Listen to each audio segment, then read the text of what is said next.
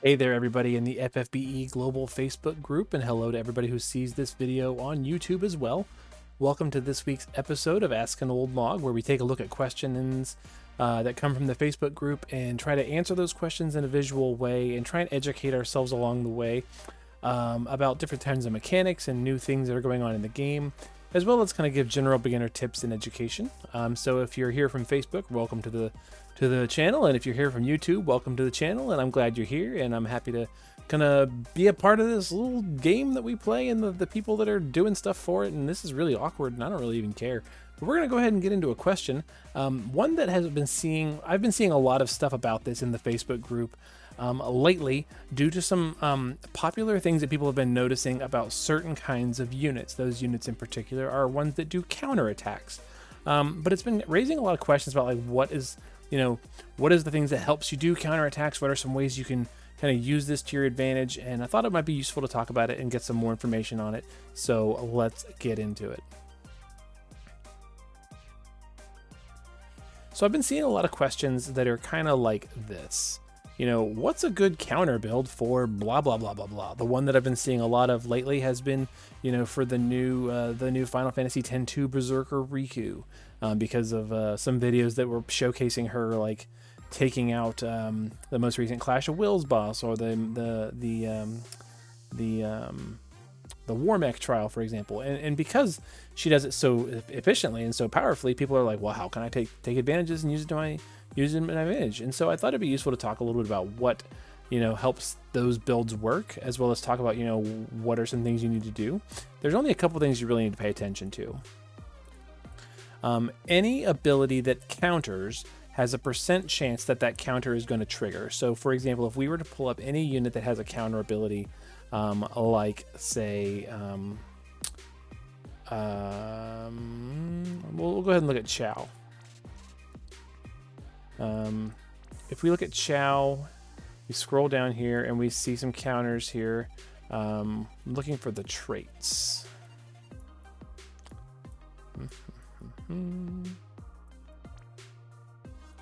Here we go. Divine Doggy, for example. It gives him a % chance. This is effect number 4. Counter activation 2 times in 1 turn. Success rate is 80%. That's the % chance that this ability is going to counter. And it's going to counter with this specific reaction, Divine Doggy. All right, 2 times in 1 turn. And so that's going to happen 80% of the time if Xiao receives a hit. That is different than the counter chance bonus that is granted by some items and abilities. And so if we look at, for example, Looming Wrath right here, the counter chance activation boost on Looming Wrath is 50%.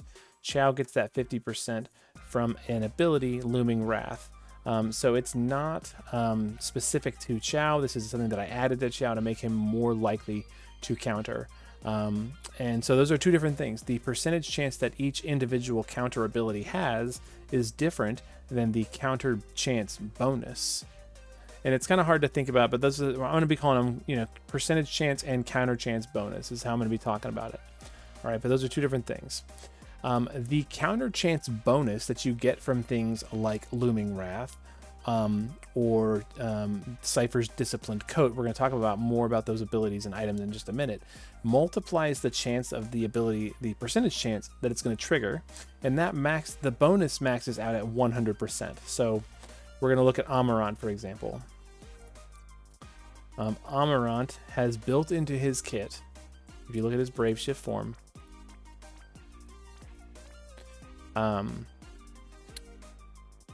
if you look into his thing here, eye for an eye, right? Counter activation boost, so the counter chance boost is 100%, and it's capped out. That is the most any unit can get from abilities or from gear. So Amarant does not need any counter chance bonus gear. All he needs is, his own natural counter ability that he has, which is called counter. Notice this counter has a 30% chance. And if you think about it, he's got 100% chance bonus chance for it to trigger. If you think about it as like 30% plus 100% of 30%, which is 30, right? You add that together to be 60. So it's not a 130% chance that it's going to trigger, because it's a 30% chance that the counter is going to trigger in the first place, plus 100% more of that, which is 30%, 60%. So there's the formula there on the screen. So that's how we figure out, what is the percent chance that he's going to counter any ability. He's got a 60% chance for this counter to work, which is kind of neat. It gives him a chance to do it. It's not a 100% chance, it's a 60% chance, but it's better than nothing. But that's important to think about when it comes down to how we're going to gear our units. What is it going to take to get me to the 100% chance, as well as the 100% bonus rather, added to the innate chance that the ability is going to trigger in the first place. And I know it's a mouthful, it's a lot to think about, but it's important to think about when it comes down to how you're going to gear. So these are the important things to consider. Each time you are hit with an attack, the game will check all of your different counter abilities that you might have until one of them triggers a yes. So for example, if we have Chow, I'm going to go back to Chow.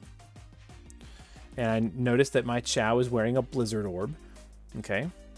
So he has power of the Blizzard Orb, which gives him a chance to counter 30% of physical, chance to counter with a physical attack if he is hit with a physical or magical attack.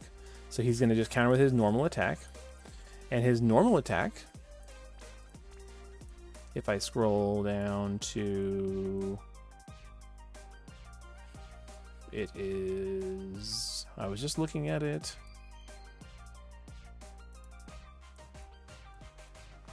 It's not Divine Doggy. I'm sorry about this. His normal attack is... this. When he's wearing his TMR, STMR, it changes his normal attack to Bringer of Wealth, which restores HP, restores MP, fills LB gauge, and fills morale. This is what everybody uses in Clash of Wills, okay? And so that is where he gets that if he is wearing his TMR, STMR. Very important. So the first thing that's going to happen, it's going to check to trigger his Divine Doggy. So is he going to counter this? So yes, he's going to counter it 2 times, physical and magical, with Divine Doggy. So that's 4 attacks potentially if he gets hit with a bunch of physical and magical attacks. That's 4 of his counters. And then it's also going to check to see if he's going to counter his Blizzard Orb. Now, his Divine Doggy can only trigger twice per round, per type, so physical and magical. And then Blizzard Orb can actually go an infinite number of times. So that's where it says each counter has a set number of times it can be triggered, from 1 to infinity, right? Endlessly in one turn, it will trigger Power of the Blizzard Orb. So if he gets hit by 94 different attacks, then he's going to have pretty much safe chance that the first 4 are going to be Divine Doggy, and then a bunch of them are going to be Power of the Blizzard Orb. The more Blizzard Orbs he wears, or if you give him other abilities that give counter, it will check each one of those every time he's hit. So like if he has 3 abilities, for example, he gets hit once. If the first one says no and the second one says no, it'll check the third one. Oh, yes, we're triggering that. Great. It'll trigger, and then we'll move on to the next one the next time he got attacked. So it does take, a lot to factor in here. But each attack can only be countered once, and it will check to do that as many times as you get hit in a battle based on the ability that it has. All right, a lot to say about that. I already said this. If a unit has multiple counter abilities, they'll be triggered in a specific order as they are viewed on the unit's ability page. Okay, so for example, if I give Chow counter, which I do not have, I keep forgetting I don't have it. As I've been trying to work through this conversation, I don't have the actual counter materia. Let's give him something else. Hold on. If I give him the black belt, for example, and I look at his abilities, it always checks to see how they will trigger, top to bottom, left to right. So if I go ahead and give him, let's go ahead and give him his Trustmaster reward too.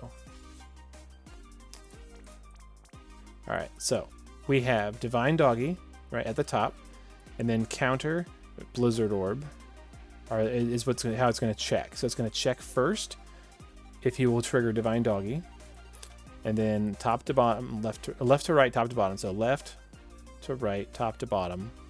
So we'll check Divine Doggy, Counter, and Blizzard Orb in that order every time he gets hit. And the first 4 times he does Divine Doggy, it's going to do those. And then after that, it'll just check Counter and then Blizzard Orb, Counter, Blizzard Orb, Counter, Blizzard Orb, Counter, Blizzard Orb every time to see how it's going to go. So really, you don't want to give Chow Counter, right? Because that's actually going to kind of mess with things. It's not terrible. It's about the same as Blizzard Orb. Endlessly 30%. It's about the same. You could give him both.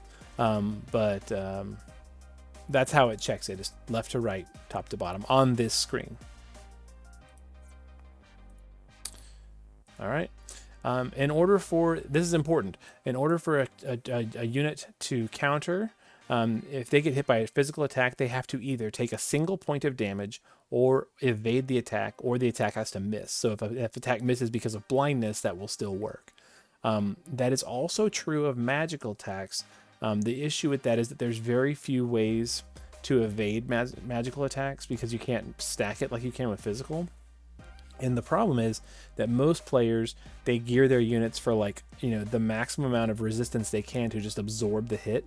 But if they fully resist the damage from a magical attack, they will not counter. That's actually true of physical as well. It's just that most people don't bother with physical elemental attacks. They just evade the attacks and it doesn't end up mattering. But if you were to soak up a fire damage hit, for example, and just absorb it because you have 500% fire resistance. Oh my gosh, there's a fly in here. If you just have 500% fire resistance and it, you just absorb it or resist it, you won't counter. But if you have 99 fire resistance and you take a very minimal amount of damage, you will counter that magical attack or physical attack. So it's very important that you pay attention to how you're gearing to make sure that your units can counter in the first place. Then the last thing here, these are some items that give a counter ability.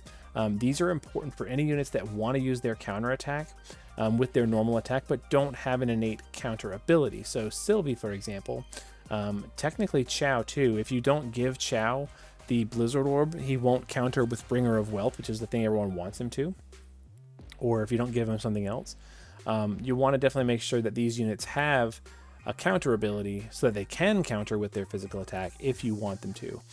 These are all some things that do it. Assassin Dagger, that's a trial reward. Gladiator Shield was an event reward. Sturdy Headband was an event reward. Black Belt you can get from a Chocobo shop. Blizzard Orb is the Umaro STMR, which is the kind of the go-to one that people go for these days. Or Counter from Sabin, an old 3-star unit, is technically going to work too. But I don't have it for some reason. I'm not really sure why. I just never really picked it up. But I've got a couple of Sabin that I could upgrade. I've just never bothered to do it. And then the other thing you want to pay attention to is gear that increases counter chance. So these are the things that make you have, potentially double the chance to counter from 30% to 60%, for example. Cypher's Disciplined Coat you could get from an event was 50%. Tifa's Gloves from Advent Children Tifa is 30%. Looming Wrath came from an event is 50%. So like Disciplined Coat and Looming Wrath gets you that 100% very, very efficiently. Proof of Talent from Chloe is a 4-star unit. She has 25%. And then Tomb Raider from the old Explorer Eileen TMR gives you 25% as well. So there are definitely still ways to get that counter chance bonus, but it's harder to do that efficiently without Disciplined Coat and Looming Wrath because they are 50% and they are tied to events, unfortunately. So, yeah, when it comes down to it, you have to have that counter chance. Now, another thing that really helps units that really want to counter, which is in particular Berserker Riku, who kind of was really popular recently in those videos, like I said, is if you want to give those units a chance to counter as many hits as possible by either having them cover the party or have provoke or things like that, so that makes sure that they take all the hits. The 7-star unit Rivera can give a unit physical cover, and if they have evasion, they're evading all those physical hits and doing all those counter attacks for the whole party, which is kind of cool, which is why that build works for the Death Machine trial. Some other units that can do that are like Emperor Fu, who comes around for like Lunar New Year events, can do like magic cover. So there are definitely a small handful of units that give somebody else cover. but it's pretty cool when you can do it. I think actually, let me think here. I think there's one. I think the illusionist Nicole from Halloween has this. Let me see. Add chance of taking physical damage for an ally. Yeah, so this gives 100% chance to cover with 30% damage mitigation to somebody else for 2 turns. So it's like, it's kind of weak compared to Rivera or like a true cover unit. But, you know, Halloween's coming, and I bet you people are going to pull for Illusionist Nicole, and this is a way to grab that on a unit. He's an old unit. He still checks out, apparently. He's got a unit, an ability that's going to help us out with countering. But something like that, Nicole, Rivera, Emperor Fu, there needs to be more units that do this, honestly, in my opinion, to make it more useful. But so when it comes to like the build, you have to factor in, do I need to give them counter chance? Do I need to give them counter boost? Amarant does not need counter boost, but he wants to have more things like, you know, counter abilities like from Blizzard Orb or counter materia, things like that, just to increase the potential number of checks he has. Same is true for Chow, Sylvie, Kresnik. These are all neat units that do neat things when they hit with their primary attack. Kresnik, for example, when he attacks, his normal attack is Holy Panacea, which fills LB by 1,000 for all allies and removes zombie. So if you give him a black belt, for example, and he takes a hit, he might counter by filling LB for the whole party. Kind of cool. Same thing with Sylvie. You know, she has this ability as part of her trust. We'll meet again, I promise. And that turns her normal attack into a 100% revive. So it revives all dead allies, gives them all re-raise for 1 turn, and restores HP and MP fractionally. So like if she gets hit with even 1 attack during a fight and she's got some counter stuff put on, there's a chance she might just at the end of the turn just bring everyone back to life, and it's like you didn't even die. So she's pretty sweet for that, you know. Riku's counter is a tag team chaining attack, so it's very, very useful. Amarant's is a bolting strike chaining counter, and it's very, very strong when he uses his base LB to increase his modifiers. We've talked about modifiers a lot, why modifiers are so important. But when you're gearing your units, you still have to think about, do they need HP? Do they need evasion? Do they need chain cap boost? Do they still need killers? And that's where it gets kind of tricky to kind of gear some units for certain trials if you're going to try and focus on a counter build thing. Just something to think about. Counter chance and counter abilities, right? The counter chance boost. Those are very important when it comes to how many times you can counter. Okay. The other thing I wanted to talk about here is just a couple of quick tips for the World Divisions event that's going on. And I'm going to bring, it's been a while since we've had Sharky talk with us, and so here we go.